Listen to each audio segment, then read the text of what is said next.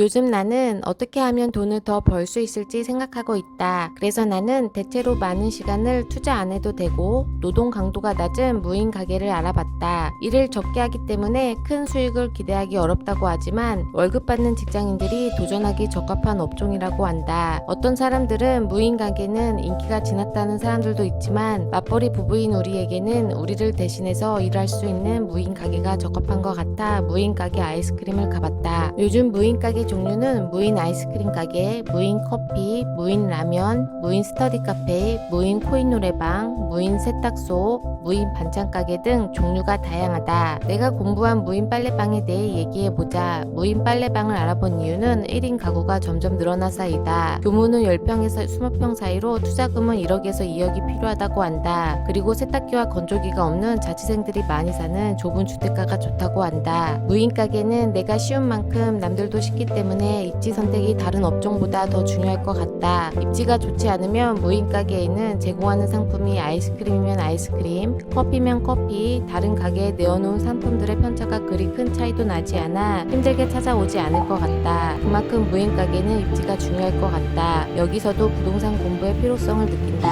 내가 옛날 사람이라 그런지 무인 커피는 사람이 직접 해주는 것이 더 맛이 있다고 생각을 하고 무인 코인 노래방, 무인 세탁소, 무인 반찬 가게 등 내가 이용해 본 적이 거의 없어 서비스 만족도를 잘 판단하기가 힘들었다. 되는 사람은 되는 이유를 찾고 안 되는 사람은 안 되는 이유를 찾는다고 하는데 나는 안 되는 이유를 찾는 사람에 해당하는 것 같다. 무인 점포는 범죄 피해 무방비 상태라는 기사를 보았다. 내가 무인 가게를 운영한다면 하루 종일 일에 집중 못하고 CCTV로 보고 있거나 주말에는 무인 가게로 출근할 것 같은 느낌이 든다. 내년에는 최저임금이 더 오를 것으로 예상되어 인건비가 높아지고 무인 가게가 더 많이 생겨나 업체가 경쟁이 더 심해져 운영상 힘들어질 것 같다고. 나는 이렇게 사업이 안 되는 이유만을 찾고 있다. 핑계로 성공한 사람은 가수 김건모 뿐이라고 하던데 행동하려니 나는 실패할 핑계거리만 찾고 있다. 아무리 봐도 겁이 많은 나는 월급쟁이가 나에게 맞는 것 같다.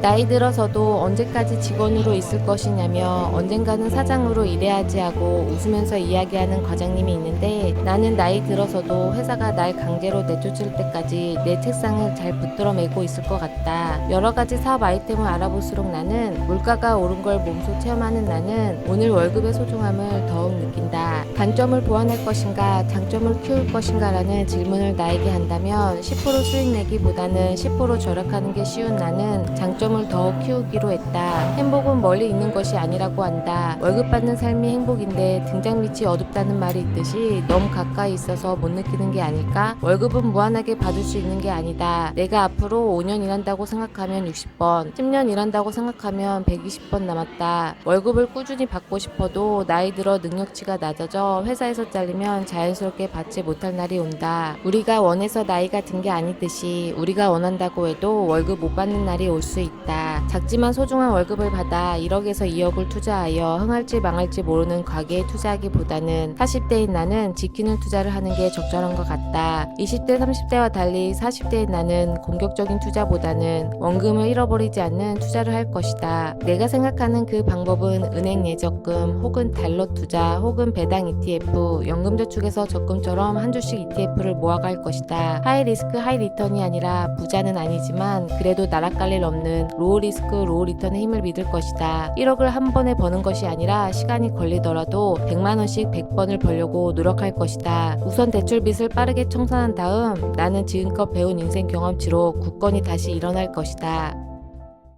우리는 다시 희망의 불씨를 켤 것이다. 구독, 좋아요, 알림 설정 감사드립니다.